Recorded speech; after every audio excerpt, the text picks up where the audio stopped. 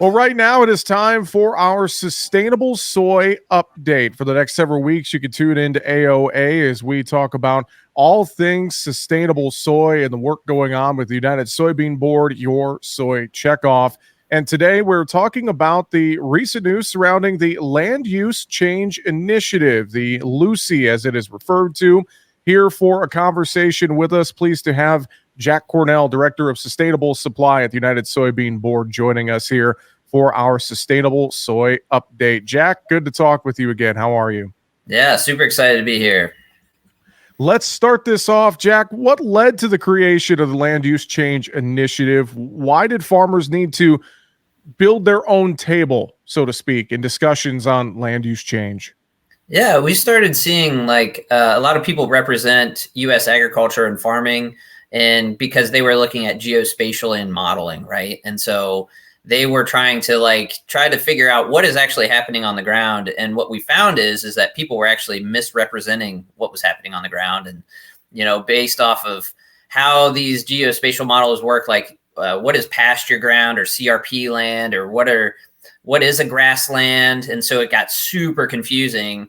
And what we found is it was starting to affect markets, our marketability internationally within this confusion in the space, because basically we weren't in the discussion. We were just being dictated to what land use change was, right? And so it was time for us to kind of step up and be like, okay, we need to address this issue.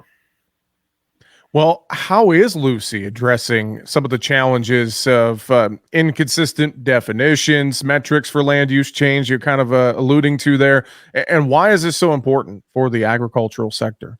Yeah. So what we were like, okay, so how do we build this thing out? And so what we did is we gathered the best geospatial scientists in the United States, coming from academic communities, but then also the NGO world, right? We even have some notables from NASA helping us on this project.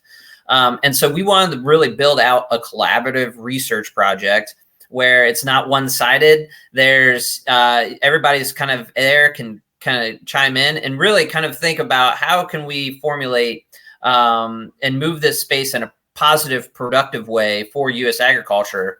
And so that was really kind of the big takeaway is how do we make this big and robust so that way and create almost like a mainstream avenue, right, for how people talk about land use change instead of kind of all these different methodologies. Because realistically, we're moving in an age where anybody can get a USDA public available data set, and anybody can access geospatial technology and create their own model, right? And so the space is just going to get more robust and more messy as time goes on. And so, how do we take the reins on this, kind of create some sort of commonalities within the space to really help farmers showcase their stewardship that happens on the ground? Well, Jack, let's put a little focus on soybean farmers in particular and talk about, what is soybean farmers' role in LUCI and how sustainable farming practices are helping preserve farmland and natural ecosystems. So, you think about the most valuable thing on a farm is the soil, right? And the ground that they grow their commodities and raise their families on. And so what the LUCI initiative is hopefully doing is providing some of those pathways for international marketability, so that way farmers can stay productive and profitable at the same time.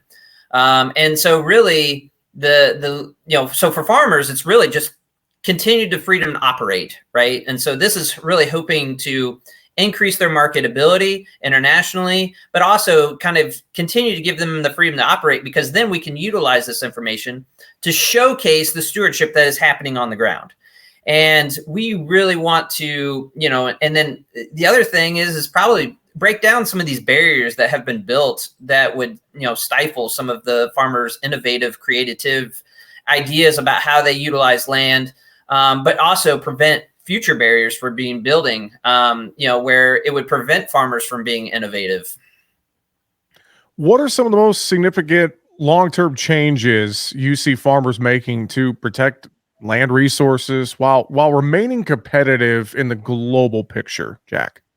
Well, so, I don't know if there's a specific thing that you can point to. But if you look throughout history, right, 30, 40 years ago, we've tripled the amount of production of soybeans while utilizing less resources. And we kind of continue that evolve of these land stewardship activities, these innovations on the ground.